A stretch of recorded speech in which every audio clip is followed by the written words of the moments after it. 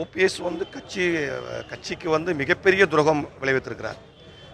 OPS அவர்களை வந்து எவ்வளவு தூரம் கட்சி தொண்டர்களும் கட்சியும் எவ்வளவு உயர்வான பதவிகளை கொடுத்து அழகு பார்த்தது என்றது அவருக்கே தெரியும். ஆனால் தமிழக மக்களையும் கட்சி தொண்டர்களையும் மிகப்பெரிய ஒரு திமுகவோடு உறவு வைத்துக்கொண்டு கட்சிக்கு மிகப்பெரிய துரோகம் விளைத்து விட்டார்.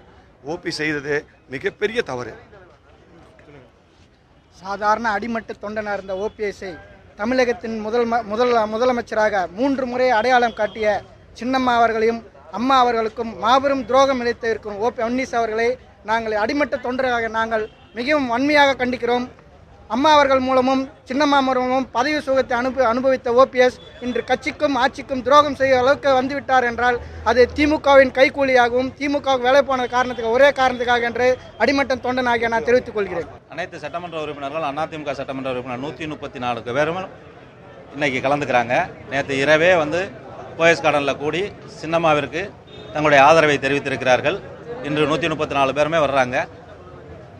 ஓபிஎஸ் என்பவர் நேற்று வரை இந்த இயக்கத்தால் புரட்சித் தலைவி அம்மா அவர்களால் சின்னம்மா அவர்களால் அடையாளம் காட்டப்பட்டு வளர்க்கப்பட்டதனால் நாங்கள் அத்தனை பேரும் அவரை ஏற்றுக்கொண்டோம்.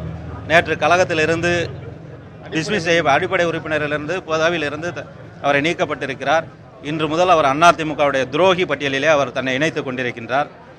அவரை இந்த துரோகிக்கு தக்க பாடம் அதிமுகவுடைய தொண்டர்கள் நாங்கள் போட்டுவோம் என்பதை தெரிவித்துக் கொள்கிறோம். சார், நேற்று பார்த்தீங்கன்னா ஏற்கனவே 2 சட்டமன்ற உறுப்பினர்கள் முதலமைச்சர் பன்னீர்செல்வத்தை பார்க்க சென்றிருக்கிறார்கள். இந்த விஷயத்தை நீங்க எப்படி பாக்குறீங்க? மேலும் சில சட்டமன்ற உறுப்பினர்கள் எதிர்பார்ப்பாங்க, அங்க செல்வாங்கன்னு எதிர்பார்க்கப்படுது. எப்படி நினைக்கிறீங்க சார்? திமுக சட்டமன்ற உறுப்பினர் போனா தாங்க அதிமுக உறுப்பினர் எல்லாரும் இங்கே இருக்காங்க. நீங்க வேணா உள்ள போய் தான் பார்க்க போறீங்கல்ல.